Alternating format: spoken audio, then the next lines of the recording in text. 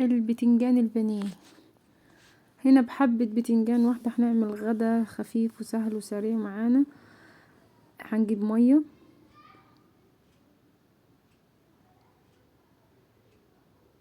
هحط لها ملح، هكون هقشر البتنجان بتاعي واقطعه شرايح وهنقعه في الملح ده لغاية ما لون المية يتغير كده وتتشرب، عشان ما تشربش معانا زيت.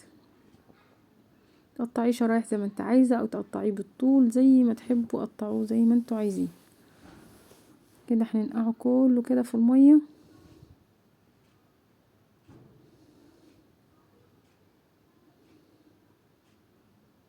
كده تمام. هجيب هنا هحط بالظبط 4 معالق من الدقيق، وبضيف معاهم كمان معلقة من النشا. دي معلقة النشا عشان تدينا قرمشة ويبقى طعمها حلو. هضيف معاها الملح والفلفل الاسود وكمان الكزبرة الناشفة وحبة من الكمون. هقلبهم كلهم مع بعض كده تمام، هيدينا ميكس حلو.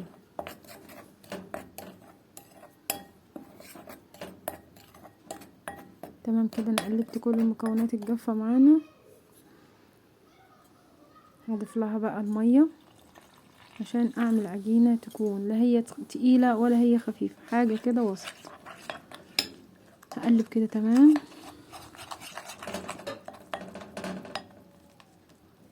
اقلبها كويس خالص كده لغاية ما كله يختلط مع بعض. العجينة دي هتغلف البتنجان من بره وهتبقى شكله زي البانيه بالظبط، وهيغير طعم البتنجان خالص الناس اللي مش بتحب البتنجان. هنا ادي العجينة زي ما انا عايزاها كده، شايفين السمك كده كده حلو قوي. هحط لها بقى حاجة مهمة جدا، وهي فصين الثوم. انا حطيت بالظبط 7 فصوص من الثوم مفرومة، وده الثوم اساسي ومهم جدا في الوصفة دي. هضيف لهم كمان شوية من الكزبرة الخضراء، كزبرة خضراء مش بقدونس ولا شبت، انما لو حابين تضيفوه بتحبوه في الاكل براحتكم. هنقلب كل ده مع بعض كده تمام، وهيبقى ادينا ميكس. هنا لا هحتاج احط بيض ولا هحتاج احط بيكربونات ولا بيكنج باودر. مش هتديها قرمشه من بره، والبتنجان هتبقى طريه من جوه، وهتبقى طعمها حلو ومميز وجديد. كده انا خلصت الخلطه بتاعتي، والبتنجان بتاعي عدى عليه وقت في الميه. هنصفيه كويس من الميه وهنحط الزيت يسخن على النار. وهنا هجيب البتنجان بتاعي بعد ما صفيته من الميه، هدخله جوه الخلطه دي كده تمام كده، وهنوديه على الزيت كده علشان نقليه في زيت سخن. الميزة بقى في الوصفة دي ان هو العجين ده مش بيبقى عامل اي نقط وراه او كده، لان العجينة ماسكة نفسها شايفين كده، مفيش اي حاجة.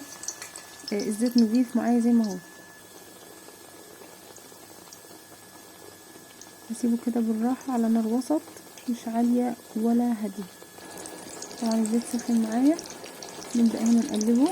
شايفين هنا بيبقى صوت الخرطوشة هنا باينة، طبعا ده من النشا، تبقى عاملة طبقة حلوة قوي. لو حابين اللون يتغير هضيف له هنا شوية من الكاري او شوية من الكركم، بحيث ان هي وانا هوريكم الاتنين هيبقى شكلهم ازاي. هقلب الكاري كده كويس قوي، انا حطيت هنا كاري تمام، بس هو هيغير اللون بس مش اكتر. وهندخله يتقلي في الزيت. شايفين الزيت نضيف ازاي، مفيش اي حاجة نازلة منه نقط عجين ولا الكلام ده خالص. ما بتاخدش زي ما فيش زيت كتير بيطلع معاها، يا دوب نقطتين بس بنصفيهم كده وخلاص.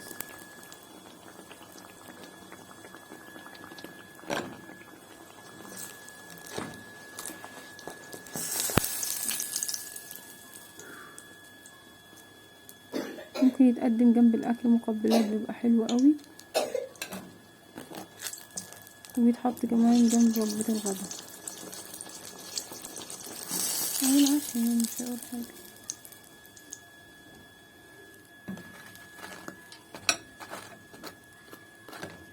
كده تمام. دي الكمية الاولانية اللي انا عملتها من غير اضافة الكركم.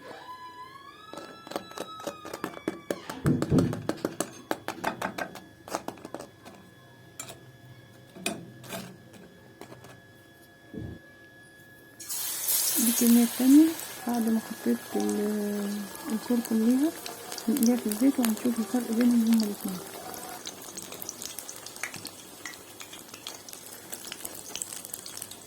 بس شوية محمرش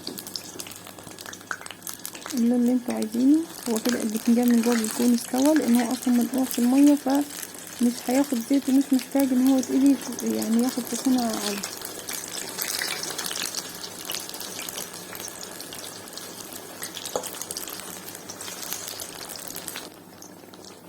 البتنجان ده طعمه رهيب، بيبقى زي البانيه كده، حاجة حلوة قوي.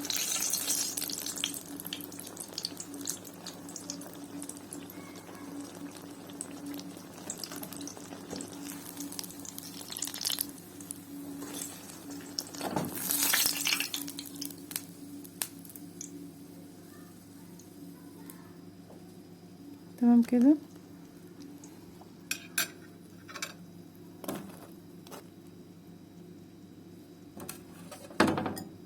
شايفين الفرق في الاتنين؟ الصف الاول ده اللون الطبيعي العادي كده بدون اضافة الكركم، التاني مصفر شوية زي اللي هي بتبقى تحت المطاعم بره. لو حابين ضربت اللون دي او دي براحتكم خالص، ولو حابين تضيفوا كمان البابريكا مفيش مشكلة، هي اصلا بتبقى لون مش هتغير كتير في الوصف. ميزتها بقى ان ده البتنجان ده بتيجي تحولوه من طبق لطبق مفيش اي زيت بيبقى نازل في الطبق من تحت.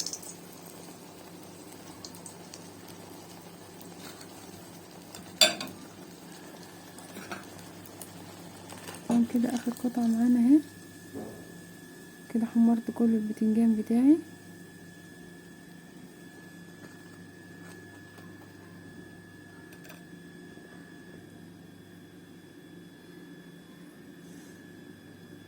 تمام كده.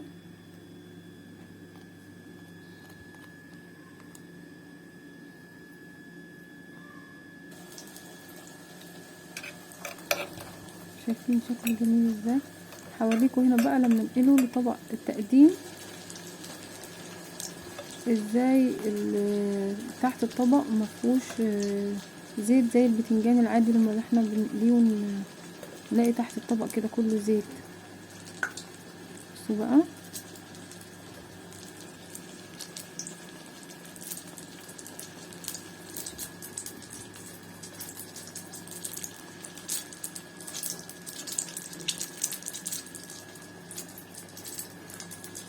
الكاري لما ضفناه ما غيرش حاجة في الطعم، هو غير حاجة في اللون بس.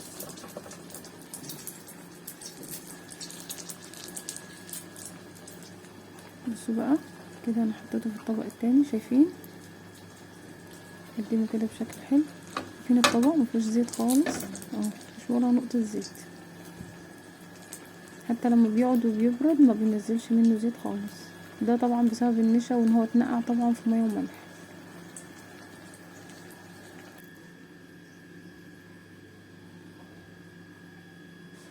كده بقى تقدميه مع شوية فلفل ولا شوية مخلل سخنين كده،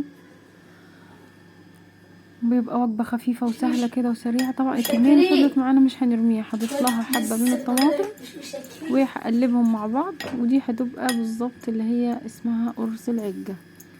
صينية بقى طاسة على النار كده، بحط شوية صغيرين من الزيت، او الزيت هنا زاد معايا هخففه شوية، وهنحرك بس كده شوية من الفرشة، ولازم الزيت هنا يكون سخن. تمام كده. بس اتاكد ان هو سخن، وبمعلقه كده معايا معلقه كبيره كده حطيت يا دوب شويه صغننين كده عشان يبقى قرص صغير مش كبير. حابه تعمليه مقاس الطاسه كلها براحتك خالص. اول ما يحمر من تحت وتلاقي الطبق اللي فوق اتشمعت معايا هنقلبه هيبقى بالشكل ده. تمام. انا كده خلصت القرص الاولاني، ودي حطيت القرص التاني اهو. طلعنا اول قرص، وادي الاقراص بتاعتنا كده بنضيفها جنب الاكل مع العيش. وجبه سهله وسريعه.